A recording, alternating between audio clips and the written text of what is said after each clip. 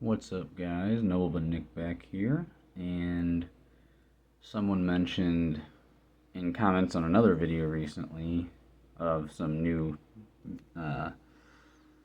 figures that were teased at GenCon. I did a little video on that, and they wanted me to look into the GI Joe stuff a little more and do a little video on that. So we're gonna just look at these guys again. I'm not totally sure who everyone is, but I know there's some cards that some people posted too. So first of all, there's new terrain, so that'll be cool for like new battlefields, like more modern battlefields and whatnot. Get more concrete than just the marble. And then of course the slimy water looking tiles. Those are pretty cool. And it looks like they got glittery looking them. But there are some cool figures. This is obviously one of the villains, because Cobra's the villain, and this one has a Cobra mask. You can see his face actually right there underneath the Cobra mask. And then he's got a Cobra staff and sword. I'm not totally sure who she is, but I think she's like a Joe. Alright, there's a picture of that. You get glyph packs with glyphs they can use, like treasure glyphs. This one is a permanent jet pack, jump pack. It says before you start to move, you may flip this glyph symbol side up to gain the flying special power for the rest of the movement. At the end of the round, flip this glyph power side up. Only small or medium figures can use this ability. When this glyph is picked up, flip it symbol side up. So, cool. Yeah, so it just makes you fly if you're small or medium when you pick that up. That's cool. Then you got another little Cobra soldier down here. And we are going to have more soldiers and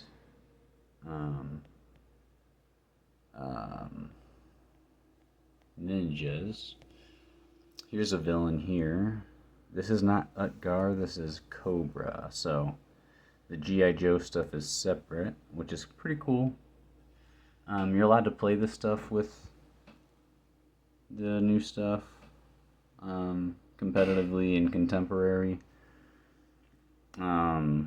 It just doesn't go with the lore, with the story, from what I know. This guy's a scientist, which is, I think, a new thing. We got a lot of mid-range characters coming out with this stuff. This guy's jacked, but he's got a range attack here and slightly more defense, a little lower than normal there. And he's got powers. A little suggestion. At the start of Dr. Mindbender's turn, you may move all friendly figures adjacent to him up to 3 spaces. So that's pretty cool. And then Mindbend 13. At the end of his turn, you may choose an enemy unique figure within 3 spaces of him and roll a 20 if you get a 13 or higher. After this turn, you may reveal the X on him. If you do that, take temporary control of the enemy card and take a turn with it. After the turn, control returns to the owner.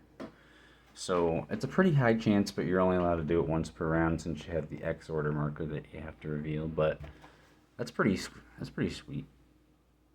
Imagine someone having a super powerful figure on the board and you get to take control with them and mess up their own army with their guy, and then you're using this guy too. So, pretty cool. We've seen things like that, like Mind Shackle. Alright. We got, obviously, not enough here to see stats, but that's Storm Shadow. He's a ninja. This one's Cobra Destro. I believe he has like a metal mask on that goes right over his face. And he's got 2 guns. Pretty cool. Profiteer. Honorable Profiteer. Okay. honorable, but on the bad team. So here we have someone with a little longer mid-range with a higher than normal attack, but lower than normal life, well, defense. So not going to live as long. Unless his powers make up, but he's 120, which is a lot. Gun Runner. At the start of the game, you may place up to 2 different tech glyphs power side up onto the army cards of up to 2 different unique heroes in your army. Okay, so he comes with basically power-up glyphs that he can give to his allies, it looks like. Beryllium Steel Mask. So that's that mask we can see there. He adds 1 automatic shield to his defense roll against attacks from non-adjacent figures. So that's pretty cool. So that makes up, because usually it's a third of a chance to defend, and average is only 3 defense anyway. So it's almost like you have 5 defense dice, but you can roll a max of 3 without like bush and height and stuff. So actually he lives a lot longer than normal because of that. And then Personal Arsenal. Once per turn, after making a normal attack, Destro may reduce his attack value by 2 and make an additional normal attack. So he can do 2 attacks of 2, or if he's on height, 2 attacks of 3 instead of 1 attack of 4 or 5. So that's pretty cool, especially if he's getting surrounded. And that's why he's got the 2 weapons in his hand there. Alright. Okay, so they're moving that direction because that was him. So we got Storm Shadow, 100 points. He's a focused ninja, so he'll be able to help your other ninjas out. He's fast, he hits harder than normal. His life's a little less than normal. He has Phantom Walk, which makes him quicker.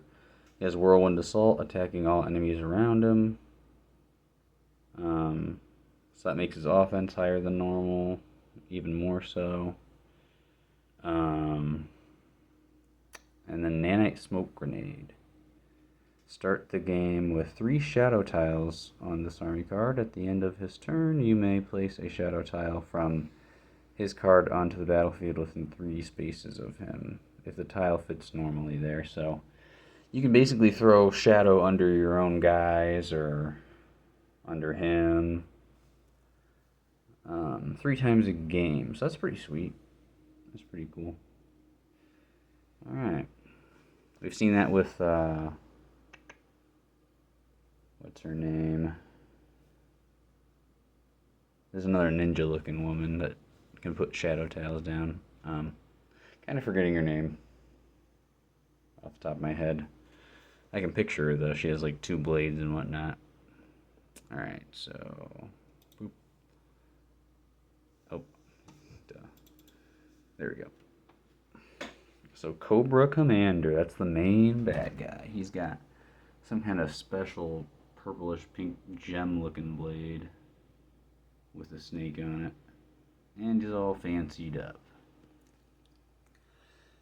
All normal stats except higher than normal life, and he has some range. He's a warlord, meaning you can bond with him with figures like the Romans. So the Romans get another range character they can bond with. He gets Cutlass of Cobra, 1 auto skull when he's attacking adjacent figures, which is like having 5 attack, rolling a max of 4 pretty much, which is pretty nice, especially with Romans, honestly. That's pretty cool. That'd be cool seeing some people use him, I think. And then I'll get you next time. After Cobra Commander receives 1 or more wounds from a normal attack and isn't destroyed, you may move him up to 2 spaces. He may not end the movement adjacent to an enemy. While moving with that, he does not take leaving engagement. So basically he just gets to move a couple spaces, so that can be useful. Alright. I'd like to try him with the Romans. Joe, we got a Joe figure now. This is Duke. He's like the leader of the Joes. He's got like a scar on him and whatnot. The art's pretty cool. So this guy's got higher than pretty decent, like a higher mid range. But 4 attack for that much range is pretty good. Defense and move and life are normal, but he's 140, so that's a lot. He's a soldier, so we got another soldier. He has GiJoe ability.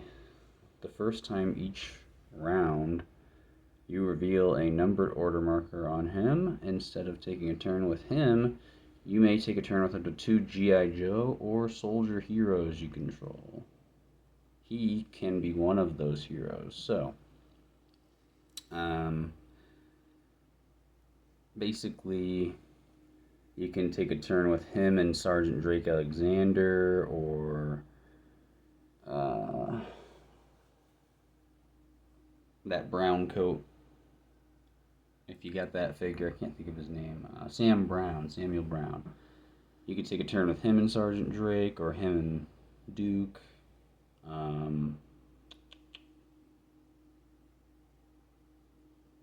don't know how many other soldier heroes we got, but that's pretty solid. And there is other soldier heroes and G.I. Joe figures, obviously, coming in this stuff, so he's going to make the Joes and the soldiers a bit better than they would be.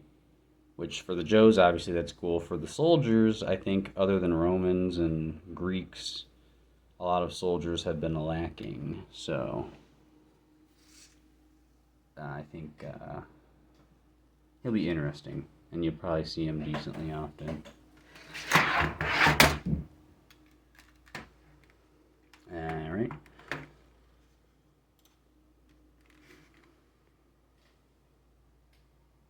Now we got a ninja hero.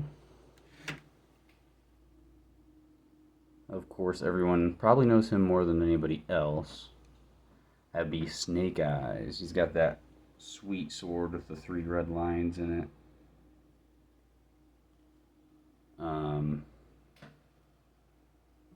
And he's another ninja hero, another Phantom Walk ninja.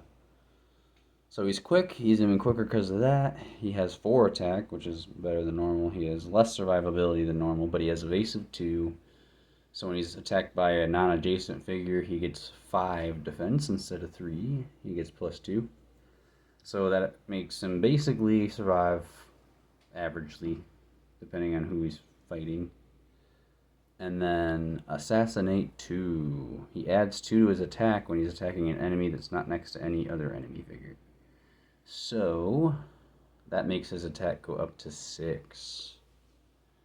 So yeah, he can be a great assassin, especially against ranged figures, since he has evasive and assassinate. That's nice. So, because people with range tend to normally like to not just stand right next to each other. So I like that. Now we got Scarlet. A ginger with a crossbow. And you can see the helicopter propellers from another figure there. Scarlet, I can't read everything. She has 3 abilities, and she's quicker than normal and has some range, but only normal points. So as long as those abilities are decent, she's going to end up being pretty well worth her points. And she's probably a soldier. I'm not really sure, though, based on this picture. So we're going to skip to Roadblock. This is a dude with a big gun, which is why he moves 4. So he is slow, but he still has medium range. He has higher than normal attack, higher than normal defense, and higher than normal life for a little higher than normal points. So that all makes sense. Looks like he's a soldier. Can't see it, but it ends in an R. And then he has machine gun special attack. It's his only power. He may attack up to 3 times at a range of 5, attack of 3. He can't attack the same target more than once, though. So he can hit a bunch of people, or he can hit someone a little harder with his normal attack. And that was all this person posted, but I saw someone else posted some stuff. There's all the Raylins. Did I skip it? There we go. Probably all the ones we just saw. Oh, wait. There we go. Now we can read her. She's an operative, not a soldier. So Scarlet also has lethal to the bone. Once per turn after attacking, you may move her up to 2 spaces and make 1 normal attack against an adjacent figure. So she can attack an adjacent figure, then move to and attack an adjacent figure again, or she can shoot, move 2 spaces, and then attack an adjacent figure. So pretty cool, pretty good. It's always good when a hero can attack more than once. And then she has knowing is half the battle. When Scarlet makes an attack, the target figure lowers its defense value by 1 for every revealed order marker on its army card. So if they're putting a lot of turns on one card and they revealed, let's say, 1 and 2 on them, when she attacks, she would get +2. Or no, sorry. They get -2. So if they would have 3 defense, but they use 2 of their turns, they'd only get 1 defense, meaning she could shoot them, then run up to them and melee them, and probably do a lot more damage. So that's pretty slick. Then now you know, at the start of the round, after rolling initiative, you may look at all unrevealed order markers on 1 enemy army card. Wow. Then you may move 1 order marker from a G.I. Joe or soldier army card you control to another G.I. Joe or soldier you control. Wow. Huh. So if they got 2 order markers on one figure and 2 on another, you can see if one of them has the X on it, or if not, and then basically decide, hey, my plan isn't going to really be great against what they got going on right now. So you can move your 1 order marker from 1 soldier or G.I. Joe figure to another one. So again, that makes the soldiers and the G.I. Joes better for sure. So she is interesting on her own. And I think there is another, yeah, here we go. So that's Roadblock with his big, huge gun. He's a pretty strong dude. There's Scarlet with her crossbow. She looks pretty good. Looks like she can move around good and all that. I'm not sure who this one was, but he looks like a Cobra figure. Oh, this is the guy with the 2 weapons, I believe. Yeah. That can attack twice or once, whatever. It's this guy. And in the background, we got some cool looking blades. Another figure with the katana. Nice. Maybe another ninja. All the Joe soldiers in the probably unique squad, I'm gonna guess. Pretty cool, pretty cool. Maybe not though, maybe it's common. Yeah.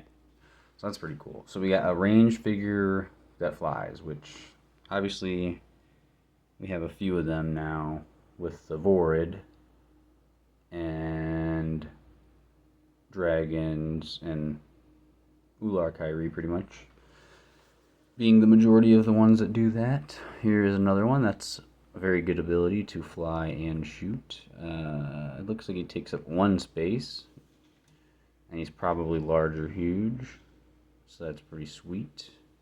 I don't know if his card was out, so that'll be a surprise, I suppose.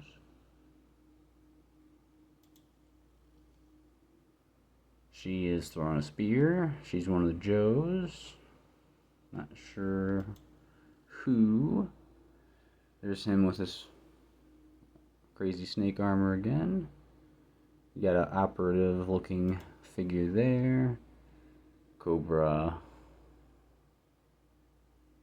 Snake Eyes, the other one.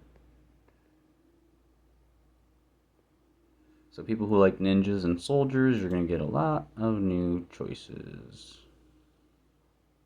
They got a flying dude that is in some kind of hovercraft that shoots. There's the guy with the mask on that we looked at earlier. That gets the auto shield, I think it was.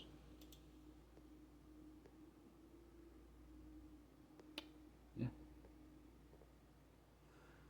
Some pretty cool, pretty unique figures. There's another squad here. Yeah. So anyone who's excited about G.I. Joe, hopefully you are excited about these coming out. Go ahead, like, subscribe if you'd like, and let me know what else you'd like to see. See you guys next time.